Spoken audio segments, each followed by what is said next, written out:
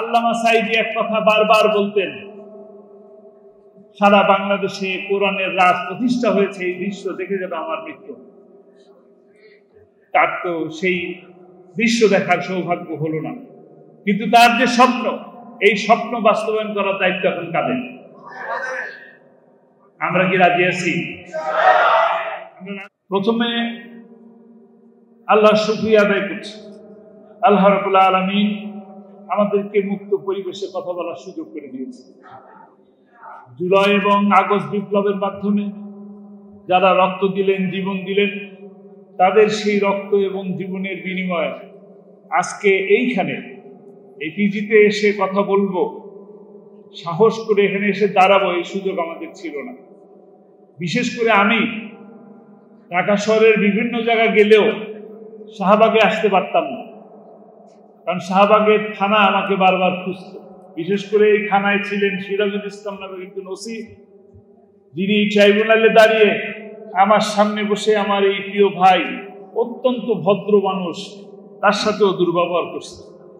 সিরাজুল ইসলাম এই শাহবাগ থানার ওসি ছিল, তিনি আমার নামেও 4টা মামলা দিয়েছিলেন। এখানে আমার আসা একেবারেই দুষ্কর ছিল, সেইখানে আসতে পারলাম। সেই সাথে এটাও বলতে হয়, এই জায়গায় আসার মতন একটা পরিবেশ যে আল্লাহ রাব্বুল আলামিন সৃষ্টি করে দিলেন। আপনাদের প্রিয় মানুষ, প্রখ্যাত মুফাসসির কোরআন আল্লামা সাঈদী একটি সুস্থ মানুষ, তাকে এই হাসপাতালেই নিয়ে আসা হয়েছে এবং এই হাসপাতালেই তাকে হত্যা করা হয়েছে। এই সভা থেকে সেই প্রতিবাদই জানাচ্ছি। আল্লাহ তাআলা সুযোগ করলেন, আল্লাহর দরবারে শুকরিয়া আদায় করছি, আলহামদুলিল্লাহ। আপনাদের সকলকে ধন্যবাদ জানাচ্ছি, কৃতজ্ঞতা জানাচ্ছি যে আপনারা এতক্ষণ ধরে অত্যন্ত ধৈর্য সহকারে আমাদের সকলের কথা শুনলেন। এখানে আগত মেহমানগণ সকলকে কথা বলার সুযোগ আমি দিতে পারি নাই, সভাপতিত্ব করেছি, বসে থেকেছি, শুনেছি। আমার মন চাচ্ছিল যে আরো অনেককে কথা বলার সুযোগ করে দিই, কিন্তু সময় তো থেমে থাকছে না। সময় ঘোড়ার গতিতে চলছে বা তার থেকেও বেশি জোরে চলছে। যারা সামনে বসে আছেন তারা সকলেই ব্যস্ত, এত সময় তাদের নেই। আপনারা বসে আছেন, আপনাদেরও এত সময় নেই। কিন্তু শুধুমাত্র আল্লামা সাঈদীর কথা, শুধুমাত্র কোরআনের পাখির কথা, কোরআনের পাখির জীবনী শুনবেন, এই কথা জানার জন্য, তাকে শোনার জন্য, তাকে বোঝার জন্য আপনারা সকলে ধৈর্য সহকারে বসবেন। আমি আপনাদেরকে সকলকে আবারও কৃতজ্ঞতা জানাচ্ছি, ধন্যবাদ জানাচ্ছি। আল্লামা সাঈদীকে ভালোবাসেন কেন? আল্লামা সাঈদীকে গোটা দেশের মানুষ ভালোবাসে কেন? আল্লামা সাঈদীকে ভালোবেসে কেন জীবন দেয়?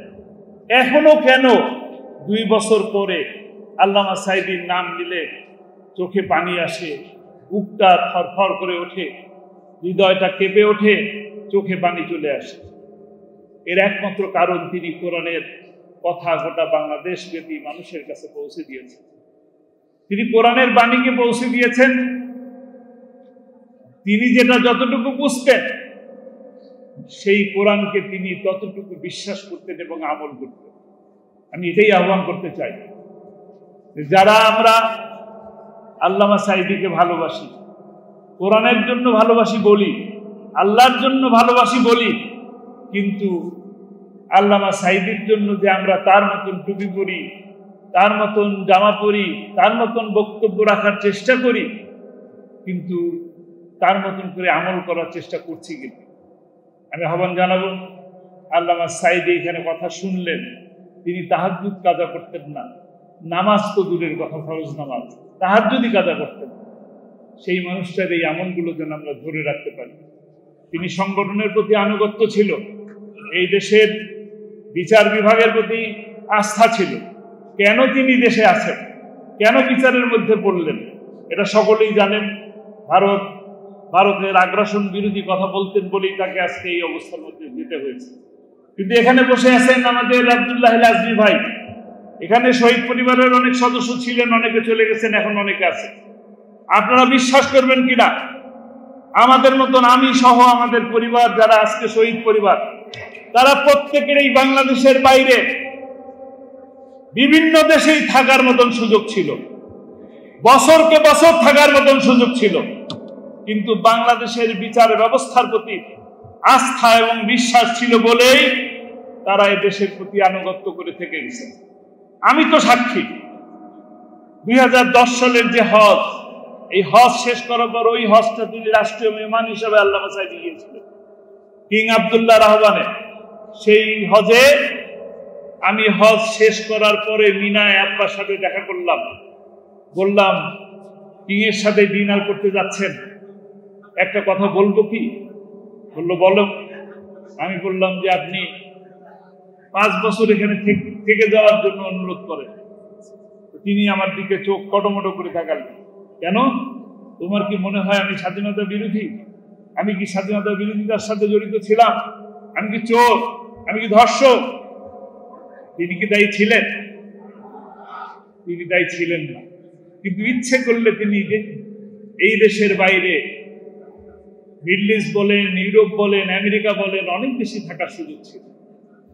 অধ্যাপক গোলাম আজম সাহেব, তার 5টা ছেলে লন্ডনে থাকে, ইংল্যান্ডে থাকে। কয় বছর থাকা লাগবে তার? থাকতে পারতেন কিনা? যেতে পারতেন কিনা? জান নাই।